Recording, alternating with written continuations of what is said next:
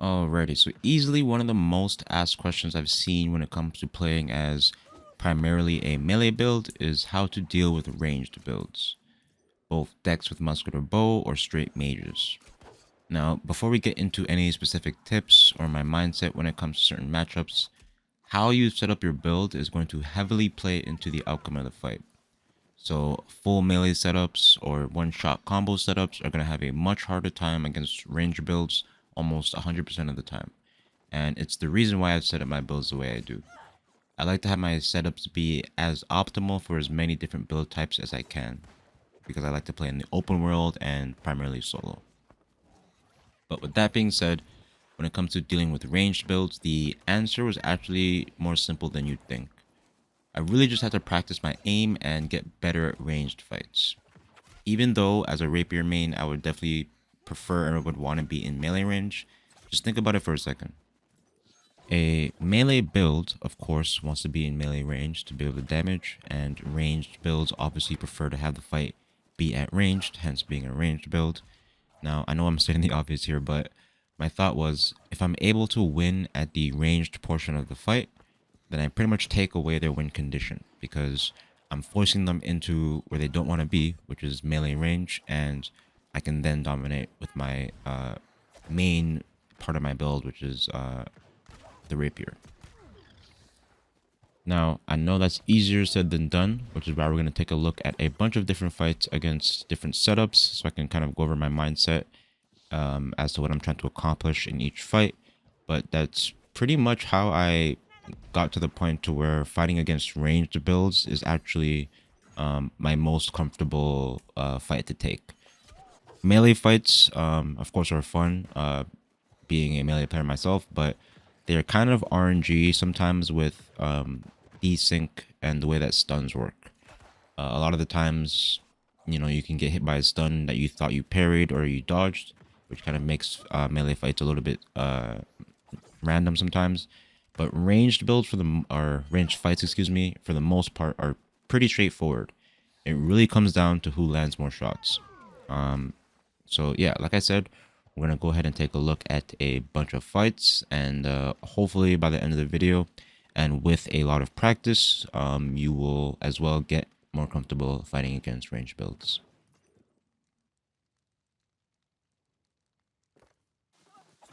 So first off, we're going to take a look at probably one of the harder matchups for melee builds, and that is full mages. And the reason for that is because they have, not only are they deadly at range, but they have the tools to be able to deal with you in melee with the Ice Gauntlet.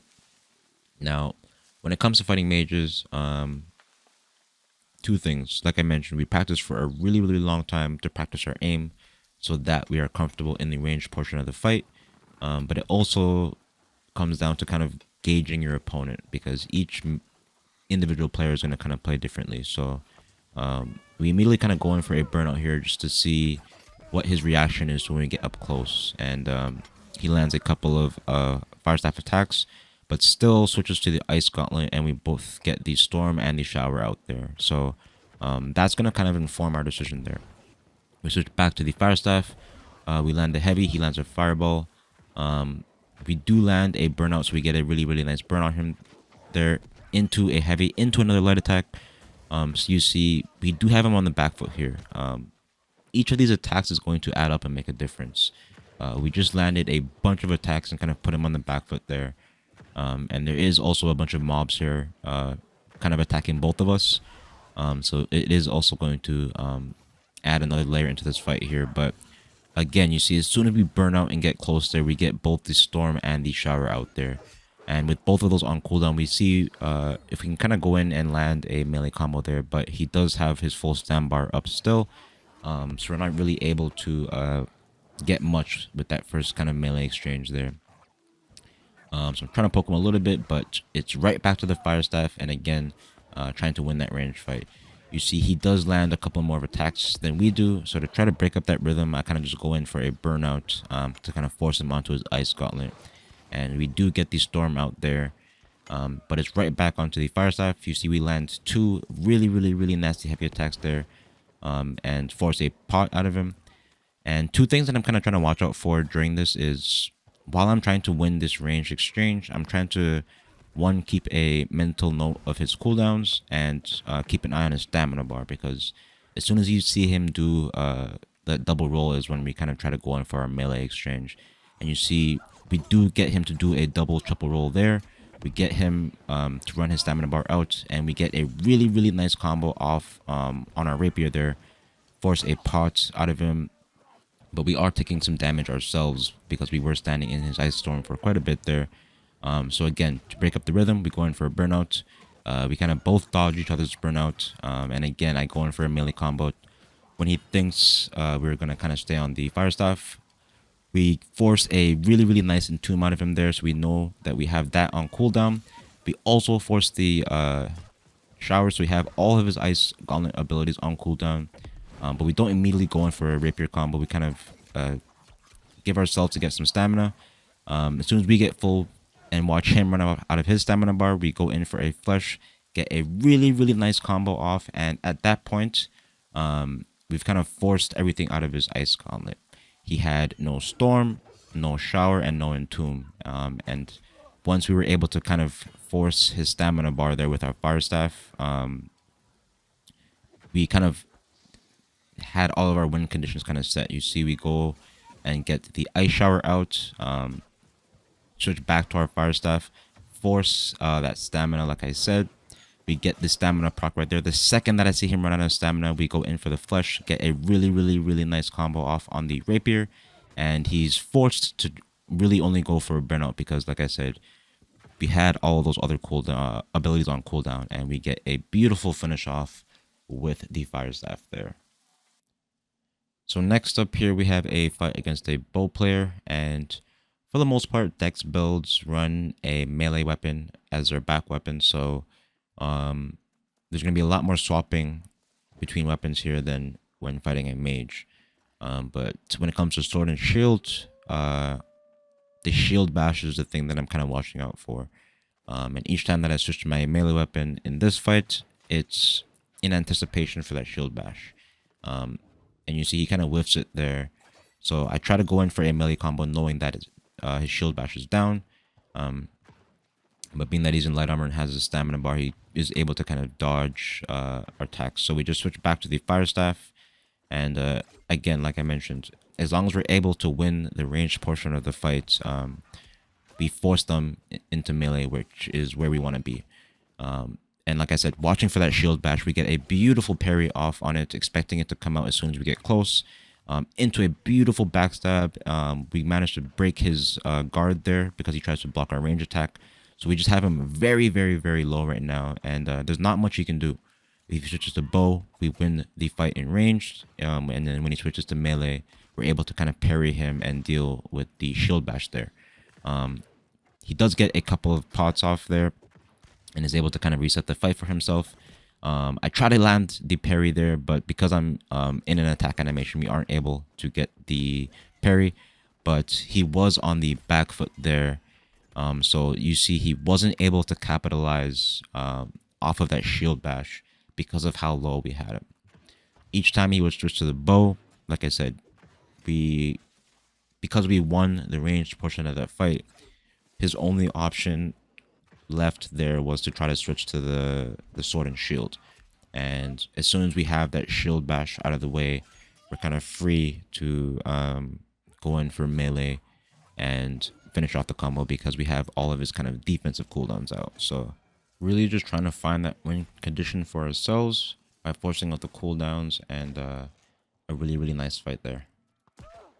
Now, I'm not always running Fire Staff, and Fire Staff has enough range to be able to kind of compete with ranged builds, which is what makes that setup really optimal against these kinds of fights. But taking a look at a couple other examples, first off with the Blunderbuss. Between all the builds that I use, Fire Staff, Ice Gauntlet, and Blunderbuss with my Rapier, the Blunderbuss definitely has the least amount of range.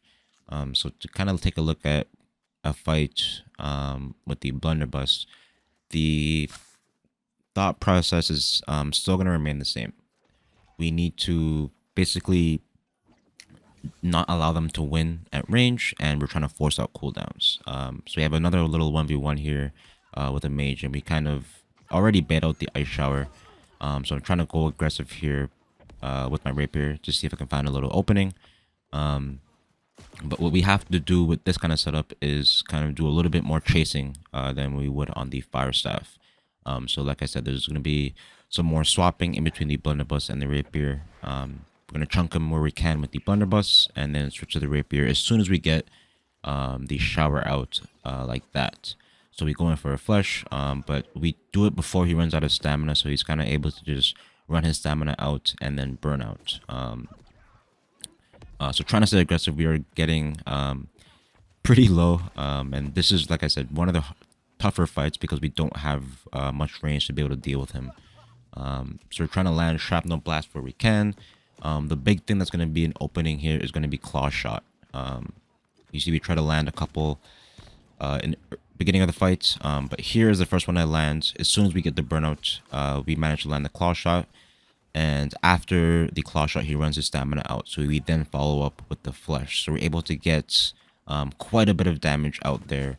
And right out of the entomb, he goes for a triple roll, running his stamina out. So we're able to get the finish off there. But very similar to when we're using our fire staff. We're trying to bait out the ice gauntlet abilities, which opens up us to be able to go in for range. So you see, as soon as we had the ice shower down there, we find our opening with the claw shot. We run him out of stamina with the claw shot, so we're able to follow up with the flesh. The flesh forces out the entomb, and once he runs the stamina bar out again, he pretty much has nothing else to be able to defend himself.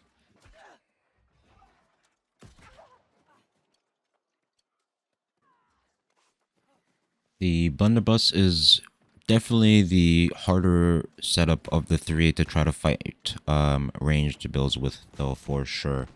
You will definitely always be probably at half or below half health when trying to fight mages, because you have to get up close to force out those cooldowns, and you're going to be in melee range a lot of the time. So you're going to see, like this fight right here, even though I'm in melee range, I'm not committing to combos. You see I'm kind of walking back and forth. I'm in a kind of neutral state to try and bait out ice gauntlet abilities, and during that we are going to take damage, but it's to find moments like this to where when we know he doesn't have anything up, we're able to put in damage. Unfortunately, I do get caught by a shower here. While I'm in there, the only thing I can really do is try to shoot him to put pressure on him as well.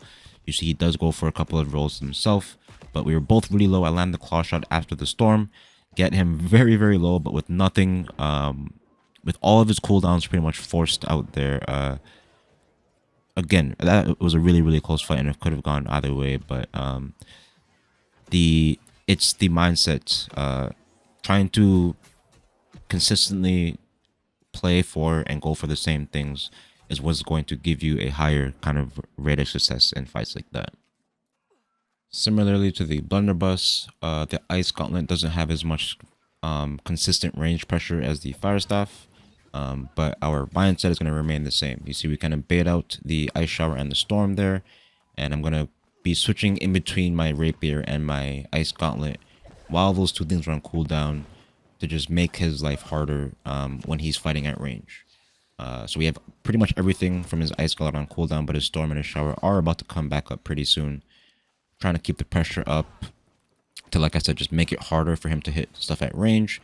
We get the storm and the spike. All of his ice gauntlet abilities are out. You see we land the heavy freeze, and with everything out, we're pretty much safe to go in for the finish there. But yeah, I hope that you're starting to see the pattern when it comes to fighting against pretty much any build. It's kind of like a series of operations. Just get this cooldown out, get that out. Once you have enough things out and you've pressured them enough, that'll give you kind of an opening to go for what you want to go for the entire time, which is your melee combo to finish out the fight.